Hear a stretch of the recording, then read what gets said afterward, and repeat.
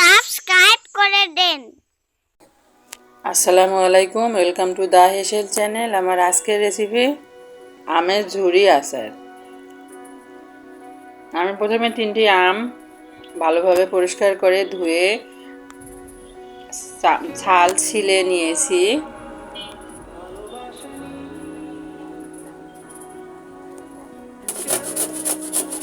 তারপরে আমগুলিকে সুন্দরভাবে চিকন করে কেটে নিয়েছি। দেখুন আমি কিভাবে কেটে নিচ্ছি। এভাবে সবগুলো আম কেটে নেওয়া হয়ে গেলে সমস্ত মশলা দিয়ে লবণ, মরিচের গুঁড়া,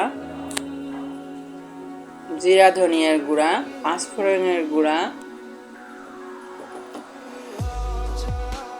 তারপরে কাসুন্দি, পেঁয়াজ কুচি করে রেখেছিলাম সেগুলো, চিনি স্বাদ মতো, লবণ স্বাদ মতো, সরিষার তেল সব কিছু একত্রে সুন্দরভাবে মিলিয়ে নিয়ে তারপরে আমি ট্রেতে রোদে শুকিয়ে নেব।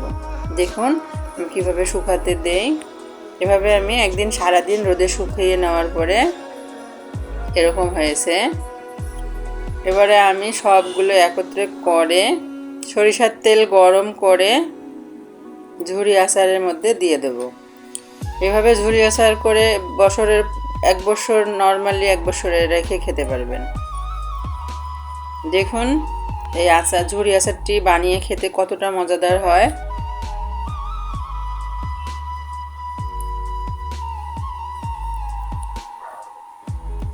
আম শেষ হয়ে যাওয়ার আগেই আচারটি বানিয়ে ফেলুন।